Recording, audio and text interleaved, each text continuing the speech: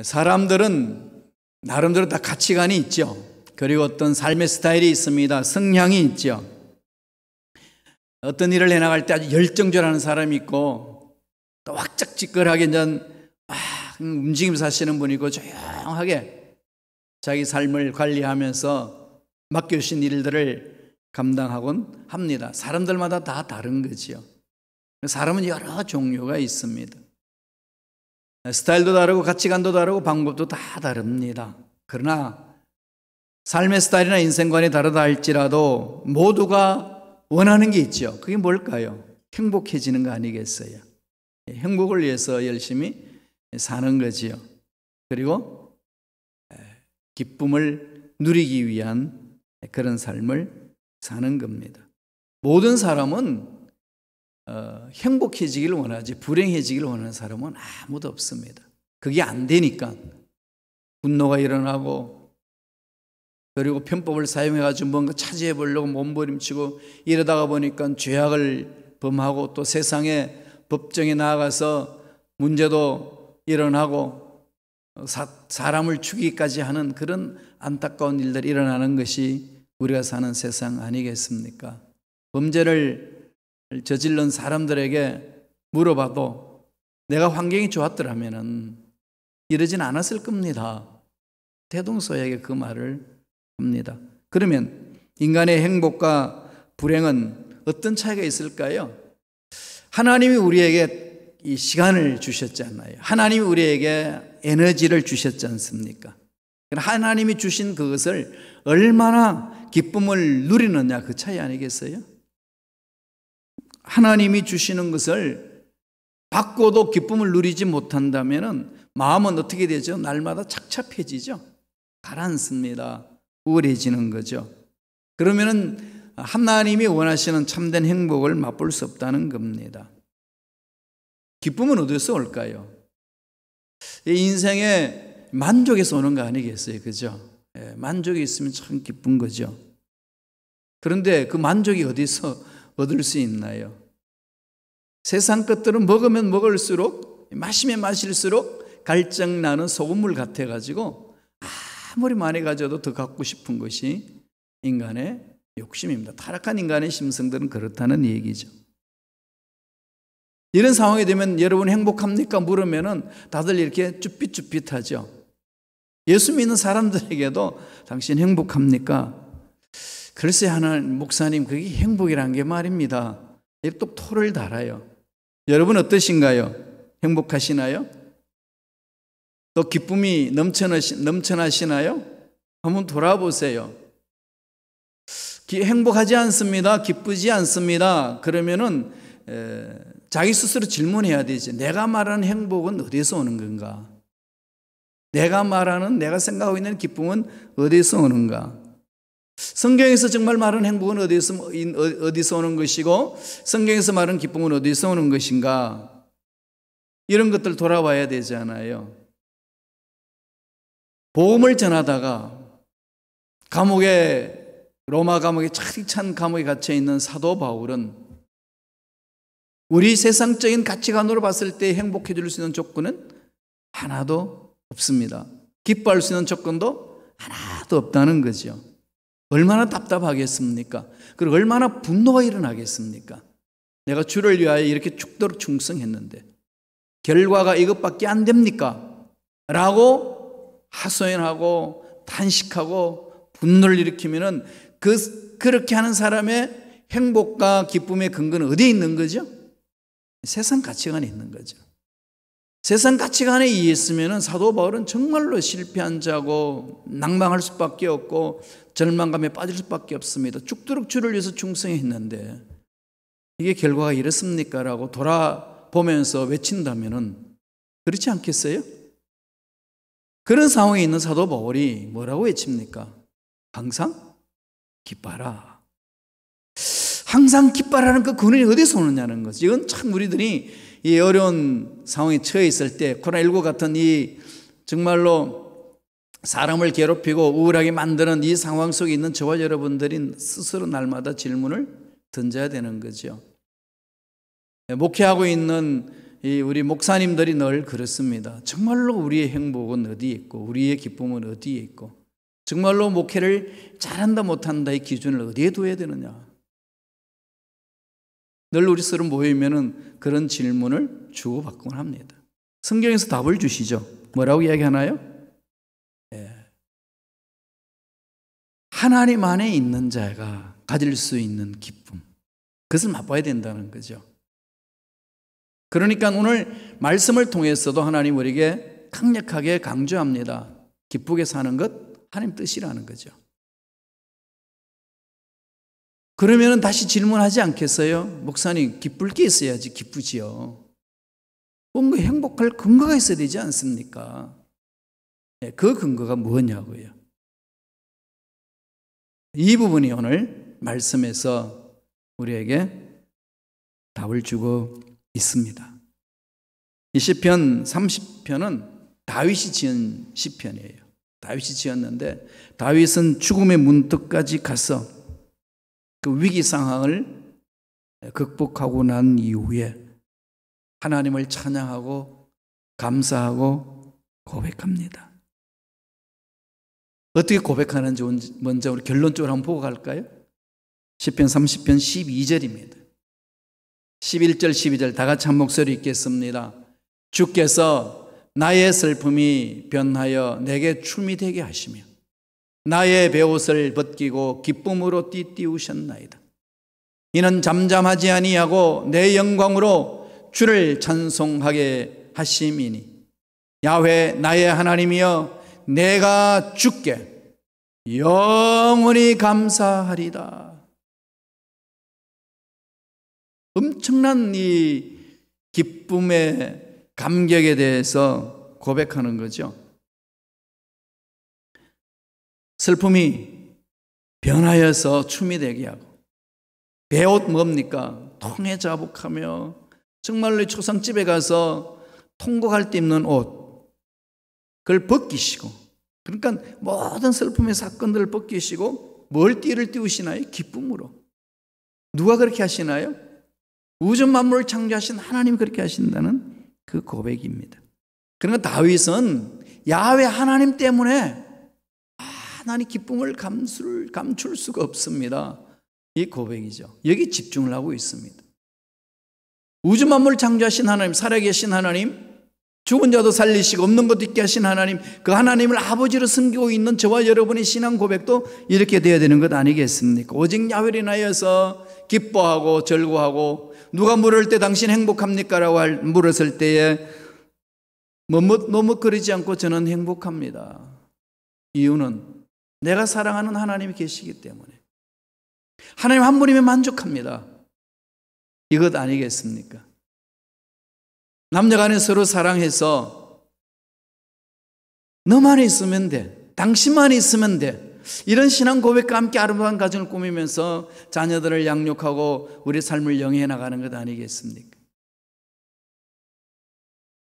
우리가 이 험악한 세상에서 힘있게 살아갈 수 있는 유일한 길은 나의 생명을 창조하신 하나님 앞에 마음을 집중하고 그분들로 인하여 산다는 그 신앙 고백 속에서 살아갈 때만이 행복을 느낄 수 있고 기쁨을 누릴 수 있습니다. 아무리 세상에 문제가 많고 세상이 뒤집혀도 늘 이것은 우리 속에 고백되어야 될 부분이죠. 여기까지 우리는 올라가야 합니다. 그러면 어떻게 될까요? 하나님과의 만난 사건, 그 은혜가 있어야 된다는 거죠. 하나님 앞에 가야 됩니다. 넘어질 수 있어요. 실수해서 죄악을 범할 수 있습니다. 지난날 돌이켜볼 때 실패할 수도 있어요. 다윗도 그렇게 실패를 했지 않습니까? 사도 바울도 바울로 쓰임받기 전에, 사도로 쓰임받기 전에 유대교회에서 랍비로 있을 때 얼마나 기독교 공동체를 핍박하고 사람을 괴롭혔습니까? 스데반이 죽는 것도 당연하다고 여겼던 그거 아닙니까? 하늘 만나고 나니까 완전히 새로운 세상을 맛보는 거죠. 과거가 문제가 아니라는 겁니다. 내가 어떤 위치에 있느냐 그게 문제가 아니라는 거죠. 어디에 있는 거죠? 전능하신 하나님을 만나는 겁니다.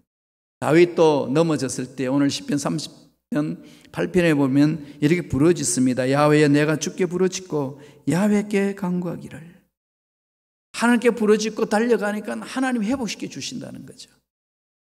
그러니까 하나님을 만나고 나니까 이 마음에 찾아오는 이 기쁨은 이루 말할 수 없습니다. 오늘 다윗은 무엇을 찬양하고 무엇에 대해서 감사하면서 신앙 고백을 하나요? 첫째로 구원의 기쁨을 노래합니다.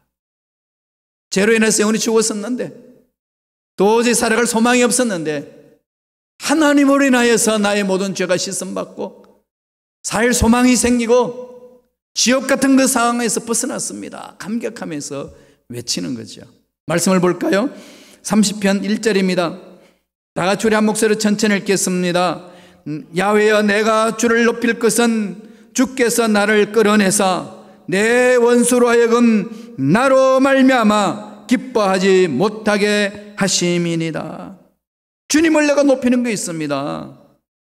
나를 끌어내서 어디서 끌어냈나요? 원수의 수렁텅이에서 끌어내고 죄악의 수렁텅이에서 끌어내고 문제의 수렁텅이에서 끄집어내 주셨다는 거죠. 그래서 원수들이 나를 조롱하지 못하도록 하나님이 나를 보호해 주셨습니다. 고백하죠. 나중에 시편 23편에도 그렇게 고백을 하죠. 어떻게 고백합니까? 내가 사망의 엄침한 골짜기를 지날지라도 해를 두려워하지 않을 것은 주님이 나와 함께 하십니다. 하나님의 자녀들이 하나님 말씀대로 산다고 하지만은 그 살아나갈 때 이 세상이 험악한 세상이기 때문에 사망의 엄침한 골짜기 같은 것을 지날 수 있다는 겁니다. 그게 전혀 인생에 없는 게 아니고 그런 일들이 일어난다는 거죠. 그럼에도 불구하고 두려워하지 않는 것은 하나님이 나와 함께 하신다. 원수의 목전에서 내게 상을 베풀어 주신다. 이보다 멋진 하나님의 반전이 어디 있습니까? 멋지잖아요. 그죠? 하나님께서 우리 인생을 그렇게 역설적으로 회복시켜 주시고 인도해 주신다고 고백을 하고 있습니다. 주께서 나를 이끌어내사 내 원수로 하여금 나로 말미암아 기뻐하지 못하게 하심이라. 저로 원수들이 내가 쓰러지고 넘어지는 모습을 바라보고 박수를 치고 이 절구하는 것을 누리지 못하도록 하나님이 차단해 주신다는 거죠. 책임져 주신다. 이게 날마다 하나님 앞에서 이렇게 자꾸 엎조리셔야 돼요. 체험이 돼야 된다는 거죠. 3절 한번 볼까요? 시편 30편 3절 다 같이 읽겠습니다. 야훼여 주께서 내 영혼을 소홀에서 끌어내어 나를 살리사 무덤으로 내려가지 아니하게 하셨나이다. 소홀이 뭐예요? 지옥이죠. 지옥 같은 세상 끌어내어서 살려주셨다는 거죠. 이게 우리 신앙 고백 이게 돼야 되는 거 아니겠어요? 죄로 인해서 영혼이 죽었던 존재고 소망이 없었는데 인생이 왜 사는지도 몰랐고 어디로 가는지도 몰랐고 정말로 그냥 그렇게 살면 되는 줄로 착각하며 살아왔던 인생.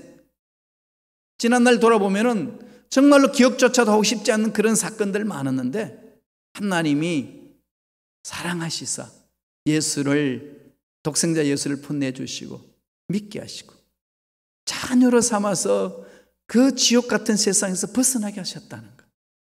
감격이 있지 않나요? 이 감격을 지금 고백하는 겁니다. 끌어낸다. 깊은 웅덩이에 빠져 있어서 도저히 자기 힘으로 나올 수 없는 그 상황 속에서 하나님이 끌어내 주셨다. 그 고백이죠. 이건 다른 말로 말하면 구원의 감격 아니겠습니까? 내가 예수를 믿어 구원받았어. 영원한 생명을 가졌다는 것. 이거 하나만 생각해도 기쁨이 넘쳐나지 않나요? 감격시대죠. 그러니까 이런 구원의 감격이 있는 사람의 입술은 어떤 말이 나올까요? 감사가 외쳐지는 거죠. 정말 전천후 감사합니다. 사도 바울이 다메섹 도상에서 예수를 만나고 난 이후에 그 고백이에요. 기뻐라. 어찌 기뻐하지 않을 수 있냐? 내가 다시 말하노니 기뻐라. 감사하라. 감격하면서 하나님 앞에 나아갈 수 있다는 거죠. 그 구원의 감격은 이 세상에 가지고 있는 어떤 것보다도 강하다는 겁니다. 그렇게 하나님 앞에 신앙 고백하며 나아갈 때 하나님 어떻게 하시나요? 책임져 주시잖아요. 하나님이 책임져 주십니다. 이 부분 이 하나님 만난 자들이 늘 입속에서 외쳐지는 외침 아니겠습니까? 하박국 선지자가 정말로 힘들고 어려운 상황 속에 하나님의 성령을 보내주셔서 이 세상이 되어갈 것을 바라보니까 기가 막힐 노릇입니다. 이방 민족이 자기 나라를 쳐들어와 가지고 초토화 만들 것이라는 그 상황을 보니까 막 기가 찹니다. 절망할 수밖에 없어요. 그때 외친 고백이 있습니다. 잘 아시는 말씀이에요. 하박국 3장 17절 18절입니다. 다시 읽어볼까요? 비록 무화과 나무가 무성하지 못하며 포도나무에 열매가 없으며 감람나무에 소출이 없으며 밭에 먹을 것이 없으며 우리의 양이 없으며 외양간에 소가 없을지라도 나는 야훼로 말미암아 즐거워하며 나의 구원의 하나님으로 말미암아 기뻐하리로다. 하나님이 책임지신다는 거죠. 하나님이 우리 민족을 책임지시고 하나님이 우리 민족의 공동체를 책임지시고 우리 가정을 책임해 주시고 우리 신앙 공동체를 책임져 주실 줄로 믿습니다. 이 고백이죠. 그러니까 오늘날 우리 삶을 적용하면 어떨까요? 어떻게 고백할까요? 하나님 우리 가정 책임져 주실 줄로 믿습니다. 우리 자녀들 책임져 주실 줄로 믿습니다. 내 직장 사업장 하나님 책임져 주시는 줄로 믿습니다. 우리 교회 공동체 하나님이 주인 되셔서 책임져 주실 줄로 믿습니다. 하나님께 신뢰하면서 잠잠히 하나님의 음성을 듣고 나아가는 거죠. 이럴 때 여러분들이 정신을 똑바로 차려야 될 것은요, 그렇게 고백하고 나아가면 악한 영들이 그 고백을 하지 못하도록 방해를 합니다. 예배 공동체 모여서 은혜 받고 나면은 꼭 나가면은 시험거리가 막 생겨요. 묘하죠, 그죠?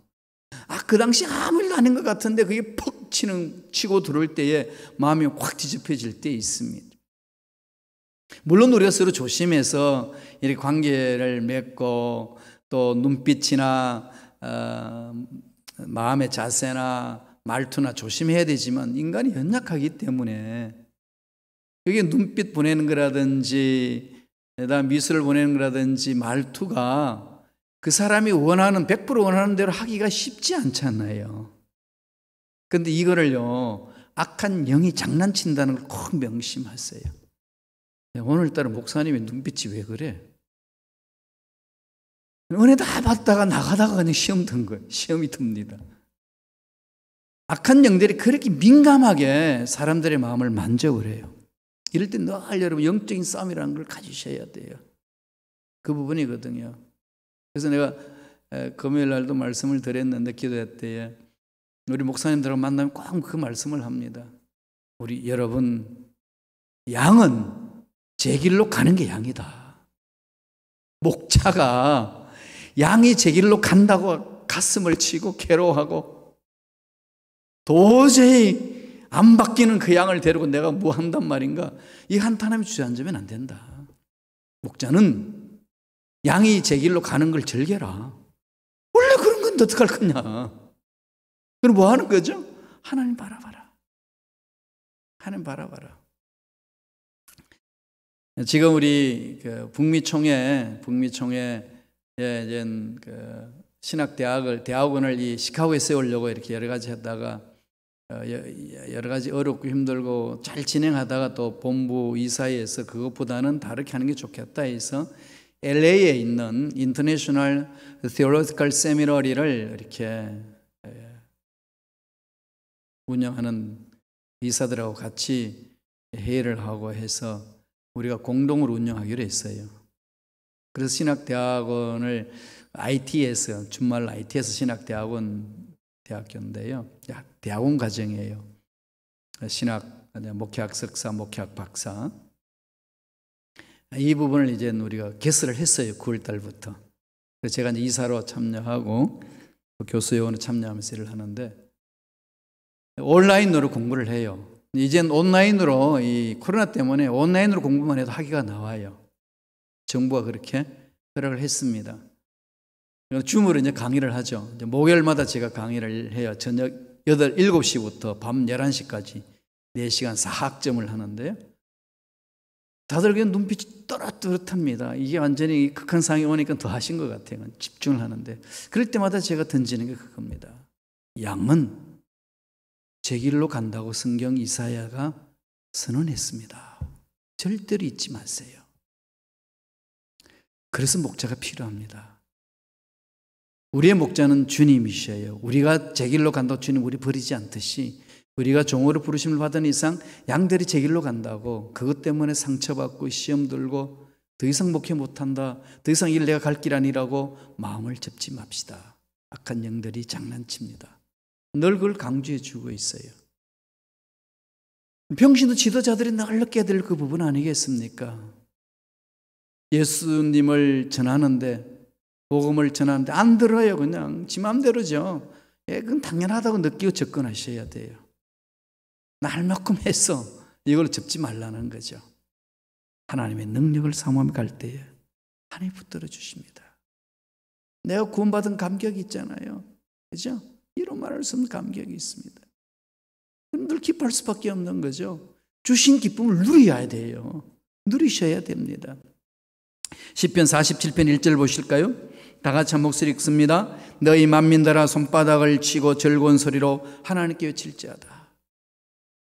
시편 47편 1절에 그 말씀이 있어요. 손바닥을 치고. 그래서 찬양할 때요, 막 손바닥을 치고 찬양할 뿐만 일어나서 춤을 치면서 그렇게 찬양해야 되는 거죠. 감격하면서. 이게 하나님 앞에 구원받은 자들의 고백 아니겠습니까? 두 번째로, 오늘 다윗은 무엇 때문에 기쁨이 있다고 얘기합니까? 치료의 치유를 받았다. 하나님이 치료해 주셨습니다. 이거죠. 이 치유라는 단어가요, 성경은 여러 가지로 이야기를 합니다. 구원받았다, 회복되었다, 온전하게 되었다, 이거거든요. 이걸 정리를 하자면은 지금 신구약에서 성경에서 말하는 치유라는 말은 영혼이 잘된 같이 범사가 잘되고 강건한 걸 말합니다.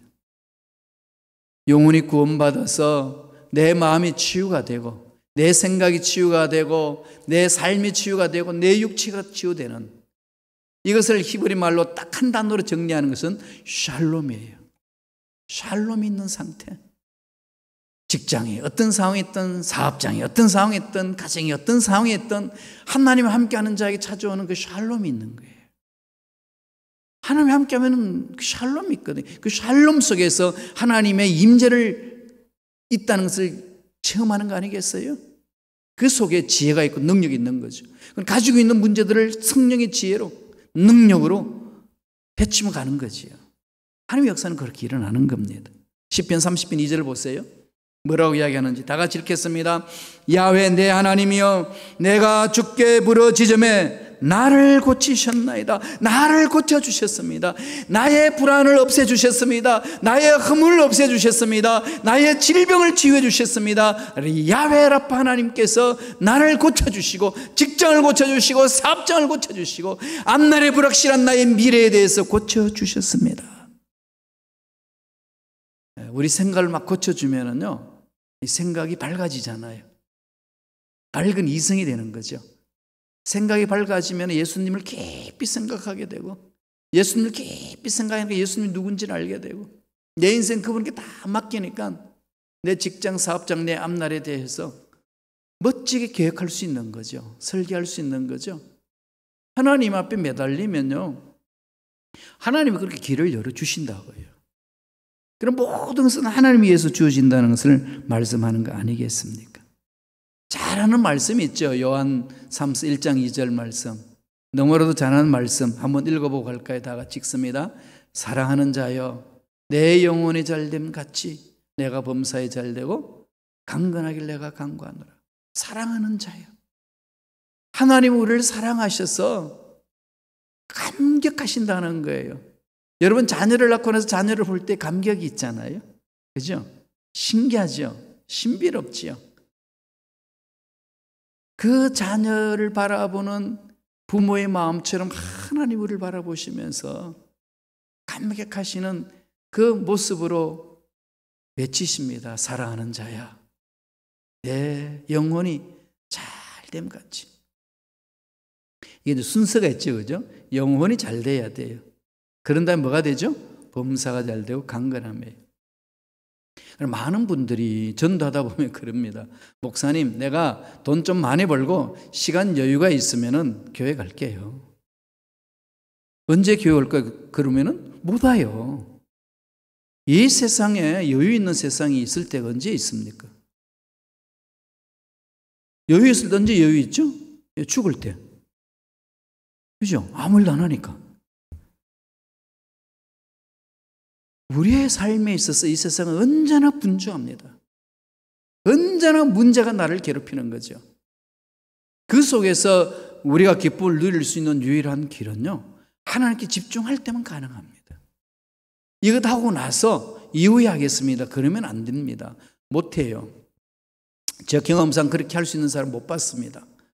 힘들고 어려울 때 먼저 그 나라 그 일을 구하는 거죠. 종교개혁자 마틴 루터는요, 내가 바쁘기 때문에 기도합니다. 바쁘면 바쁠수록 기도한다는 거죠. 지혜를 구하고 능력을 구하는 거죠. 하나님 지금 어쩔 수 없습니다. 이분만 봐주세요. 그게 마귀의 게임이에요. 절대 넘어가지 마세요. 먼저 그 나라 그 일을 구하는 것. 이 훈련을 자꾸 하셔야 됩니다. 영혼이 잘됨 같이 그와 마찬가지로 범사가 잘되고 강건한 거예요. 이 예수님이 그대로 말씀하셨지 않습니까? 먼저 그 나라 그 일을 구하라. 그리하면 너희 인생에 필요한 모든 건 넘치도록 하나님 채워주신다.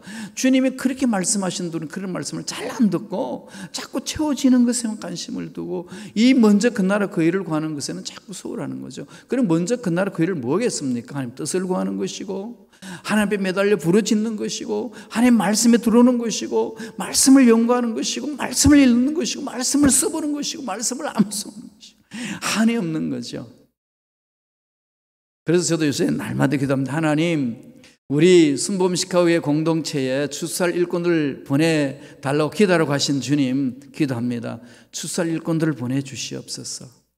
주님 재림을 준비할 수 있는 일꾼들을 보내달라고. 그러면서 정말로 말씀을 사모하는 일꾼들을 하나님 허락해달라고. 말씀을 사모하는 자들을 그들과 함께 하나님 일을 감당할 수 있도록 역사하여 주옵소서. 부르짖는 거죠. 그러니까 이 예배당에 와서 예배드리는 여러분, 또 삶의 처소에서 예배드리는 우리 성도 여러분, 말씀을 사모합시다. 하나님이 하실 일이 있습니다. 그 말씀 안에 들어갈 때 말씀이 내 영혼을 새롭게 하거든요. 내 영혼을 치유합니다. 내 병든 마음을 치유해 주는 거죠. 생각을 치유해 줍니다. 생각이 병들으면요, 막 다 뒤꼬여 있어. 먹는 중에 꽈배기처럼 꼬여 있어가지고 이게 대화가 안 됩니다. 대화가 안 되죠. 그러니까 자꾸 왜 저런 말을 할까 이럽니다. 읽는 그대로 받아들이지 못해요. 그게 상처가 있어가지고 트라우마가 있어가지고 이상하게 자꾸 보는 거예요. 색안경을 자꾸 껴요. 얼마나 힘들겠습니까? 인간관계 힘들고 본인의 삶도 힘들고, 그죠? 자유가 없어요. 그러나 주님 말씀 위에 쓰고 주님 명령 앞에 나갈 때에 겸손하게 받아들일 때에 주님이 치유해 주시거든요. 다윗이 치유되잖아요. 사울로부터 그렇게 핍박을 받고 그렇게 모함을 받고 그 수많은 고통을 당하는데도 트라우마가 없어요. 왜 그럴까요? 하나님을 만나서 치유되는 거거든요. 날마다 이 치유가 있어야 남편에 대하여, 아내에 대하여, 자식에 대하여, 교우들에 대하여 트라우마가 없어져요. 이거 그냥 그대로 안고 가지 마세요. 순간순간 자꾸 치유받아야 돼요. 이 치유되고 나면 감격은 이루 말할 수 없는 거거든요. 기쁜 거죠, 그러죠? 그래서 하나님 원하시는 건요, 우리의 병든 마음이 치유되고 병든 생각이 치유되고 병든 양심이 치유되고 병든 의지가 치유되고 그래서 강해지는 거죠.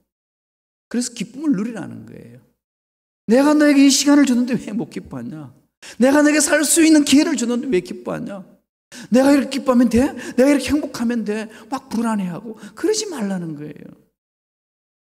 하나님은요, 우리가 기쁘게 사는 걸 원하셔요. 여러분 자식들이 기쁘게 사는 게 막 꼴보기 싫은가요? 얼마나 보면 봐도 기쁘잖아요, 그죠? 하나님 아버지 마음이 그 마음이에요. 절대로 이 사실을 잊지 마시기 바랍니다. 마지막으로 다윗은 무슨 기쁨을 얘기하나요? 춤추게 하는 기쁨. 댄싱 하게 한다. Dancing with the Holy Spirit. Dancing with the God's words. 그죠? 하나님 말씀으로 춤추는 거죠. Dancing with the praising. 찬양하면서 춤추는 거죠.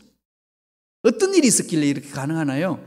우리 서도에서 읽어봤습니다만 11절 한번 볼까요? 10편 30편 11절 다 같이 읽겠습니다. 주께서 나의 슬픔이 변하여 내게 춤이 되게 하시며 나의 베옷을 벗기고 기쁨으로 띠띠우셨도다. 누가 그렇게 하셨죠? 주님이, 하나님이 독생자 예수를 보내주셔서 믿는 자마다 죄 씻은 복 하나님 자녀가 되게 해주셨습니다. 자녀가 됐다는 그 확신 있는 순간에 이 다윗처럼 감격이 넘쳐나는 거예요. 슬픔이 변하여 춤이 되게 하셨습니다. 예수님만 생각하면 막 감격이 넘쳐나는 거죠. 내 수중에 있는 돈이 다 도망갔고 생각하면 슬픔이 있지만은 다 하나님이 책임주신다는 확신이 있을 때에 감격하는 거 아니겠어요? 주님 앞에 다 있는데.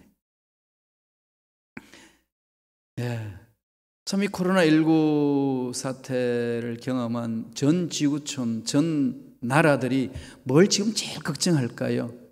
감염돼서 죽을까 봐. 그렇죠? 그래서 방역에 제일 신경 쓰잖아요. 그 다음 또 제일 신경 쓰는 게 뭘까요? 경제예요. 돈이거든요. 이게 안 되면은 경제가 그냥 무너져 버리고 나라가 무너질 수 있잖아요. 근데 이게 지금 지혜롭게 어떻게 잘 이게 조화를 이루느냐가 중요한 거거든요. 가장 좋은 방역하는 방법이 뭡니까? 어느 누구도 집 밖으로 안 나오고 집에서 가만히 있으면 되잖아요. 그죠? 나라도 그냥 다 차단해버리고 그냥 집도 다 차단해버리고 꼼짝하지 말고 있어. 그러면 우리가 바이러스 이길 수 있는 이 뭐 거의 100% 가까이 우리는 방역할 수 있습니다. 이게 바이러스를 감염되지 않도록 하니까. 근데 문제는 뭐가 있죠? 돈벌이가 안 되잖아요. 경제가 마비되죠. 인간의 삶이 마비가 되죠. 그러니까 경제를 생각하면은 자유롭게 해야 되고, 자유롭게 하려니까 이게 뭐가 될까요? 감염될 위험이 있으니까. 이 두 가지를 어떻게 조화롭게 잘 하느냐, 이 부분이 전 지구촌에서 고민합니다. 그럼 우리들은 어떤 방법을 가지고 가야 되죠? 지혜를 구해야지 하나님 앞에 철저하게 방면해야 돼요. 그죠? 방역해야 됩니다. 그렇게 해서 비대면을 하고, 그 다음에 마스크 끼고 손 세정 잘하고, 그 다음에 우리는 뭐죠? 늘 마음에 이 기쁨을 가지셔야 돼요. 기쁨을. 하나님이 기쁨 주신 거 뺏기지 마세요. 누구 때문에? 남편 때문에도 뺏기지 마시고요. 아내 때문에도 뺏기지 마시고, 자녀 때문에도 뺏기지 마시고, 돈 때문에도 기쁨 뺏기지 마세요. 그거 마귀의 장난입니다. 하나님이 주셨는데. 그러니까 이 김 목사 때문에 기쁨 뺏기면 안 돼요. 하나님 주신 걸 누리셔야 돼요. 그렇게 가시고요. 두려워하며 떨지 마세요. 적극적으로 당장에 맞짱 써야 됩니다. 적극적으로 지혜를 자꾸 구하세요. 어떻게 이 상황을 이겨내고 적극적으로 해야 될 것인가? 어떻게 적극적으로 신앙생활을 해야 될 것인가? 늘 지혜를 구하면서 가야 합니다. 소극적으로 반응하면은 자꾸 우리는 갇혀버립니다. 그리고 우울해집니다. 힘이 없어지게 되는 거죠. 슬픔을 기쁨으로 변화시켜 주시는 하나님의 은혜, 다윗은 감격하는 거죠. 12절 볼까요? 그 감격이 있으니까 어떻게 하죠? 다 같이 읽습니다. 이는 잠잠하지 아니하고 내 영광으로 주를 찬송하게 하심이니 야훼 나의 하나님이여 내가 주께 영원히 감사하리다. 이 주께 영원히 감사하리다. 마음에 새기셔야 돼요. 그리고 구원받은 저와 여러분들은 어떻게 되죠? 영원히 입만 열면 감사가 나와야 되는 거예요. 이 코로나 사태에 더 감사를 외치세요. 감사는 잘 되면 저절로 감사 나와요. 그리고 잘 되는 것에 근거를 두고 감사할 줄 아는 자는 예수 안 믿는 사람도 합니다. 그건 하나의 신앙이라고 할 수 없잖아요. 저와 여러분들은 어디에 감사가 있는 거죠? 예수로 인하여서 예수를만 하나님 자녀가 됐다는 것. 상황이 어떤 문제가 던져졌든 어떤 장애물이 나를 기다리든 영원히 하나님과 함께함으로 감사하겠습니다. 다윗은 그것을 고백합니다. 이 은혜가 저와 여러분 삶에 넘쳐나셔서 기뻐하며 사시기를 바랍니다. 구원받은 것에 감격하며 기뻐하고 치료받은 것에 감격하며 기뻐하고 슬픔에 변하여서 춤이 되게 하신 하나님의 은혜를 바라보면서 기뻐하는 멋진 삶, 기쁨을 빼앗기지 아니하고 기뻐하며 멋지게 살아가는 저와 여러분 되시길 간절히 축원합니다. 기도하겠습니다. 하나님 감사합니다. 오늘 우리에게 귀한 생명을 허락하여 주셨어. 말씀으로 하나님의 은혜를 체험하게 하시고 기도로 하나님의 은혜를 맛보게 하시고 찬양으로 하나님의 은혜에 감격하며 기뻐하며 나아갈 수 있도록 축복해 주신 하나님의 그 놀라운 사랑에 감사와 찬양을 드리옵나이다. 주님 다시 오실 때까지 오늘 다윗이 고백한 것처럼 영원히 감사하며 기뻐하는 우리 인생이 되게 성령이여 역사하여 주시옵소서. 감사하고 예수님의 이름으로 기도드리옵나이다. 아멘. 우리 찬양 드리